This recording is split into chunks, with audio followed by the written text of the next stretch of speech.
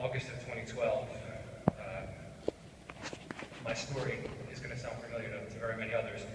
The only difference is that I share my ups and downs with the world on Philly.com.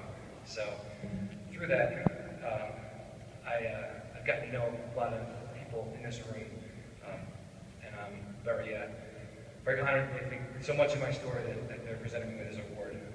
When I was diagnosed, I went into the hospital with a spiking fever and figured, it's okay, I have a 4-week-old son at home. It's just got to be something. 16 days later, I emerged with a stage 4 diagnosis and a very large abdominal scar. I knew I messed that up. So I had metastatic melanoma. It was a recurrence of a melanoma, a stage 1 melanoma I had 12 years prior. That doctor, back in 2000, told me I had a 50-50 chance of getting melanoma again. So being the smart person that I am, I moved to Florida. That's what you do. When I got out of the hospital the second time, my wife and I went to the oncologist, and we asked, what's the prognosis now? And he said, with metastases in your both lungs, your liver, and your spleen, you'll be lucky to be here in 2 years. 1 year, 352 days later, not that I was counting, doctors at MD Anderson removed the final detectable cancer cells in me. We are not 100% sure that I'm cancer-free. We'll find out in scans in a few weeks, but it felt good to send the doctor that letter 2 years later saying, you were right. There was one thing that wasn't going to be here in 2 years, and that was the melanoma.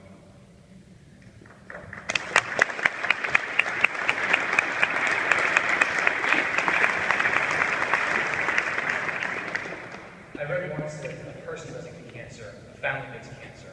I think that's fairly evident here tonight. When I was diagnosed, I said I had a 4-week-old boy to go with a 2-year-old girl. My wife needed a husband. My children needed a father. And it was the support that I received in the last 2 years from family, from friends, from a large network of people that I've met along the way has been very humbling. And I can't thank those people enough, people that were strangers have become friends and have answered a lot of questions along the way. I had 2 more important things. I had hope. That's on the invite tonight. I had hope that the treatments that were out there that were showing so much promise would give me the chance to beat this. I had hoped that I'd find the right clinical trials, and after 2 of them, it seems like it has worked.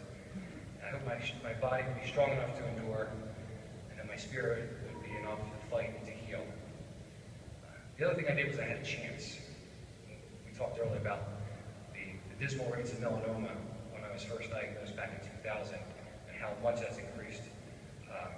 There's been at least 5 new drugs, and the combination of treatments that Tim spoke of are showing extremely amazing promise. That stuff doesn't just happen. It doesn't happen by itself. Foundations like the MRF and the Fazio Foundation, they fundraise, they collect funds, and those dollars go towards research. They go towards awareness. They go towards the support of us patients with melanoma and their families.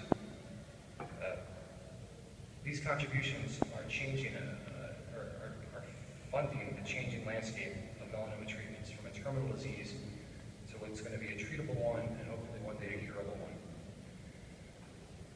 Thanks to the breakthroughs of these doctors, I wanted to be honored tonight, number ones in the melanoma field. And thanks to the generosity of many who come here before us to Wings of Hope Gala across the country. I am alive. I get to take my daughter to school. I get to play baseball in the backyard with Tommy. I get to dance with my wife at weddings the last couple weekends. And we get to optimistically plan our family's future. That's possible because of the collective efforts of those who contributed before. This survival will be a reality for many, many more patients as the funding and research continue. On behalf of all the patients here, the doctors, for everybody else, thank you for making our happily ever after a possibility. Thank you for making that come true for families today that are walking this journey and those that will do so in the future. Thank you.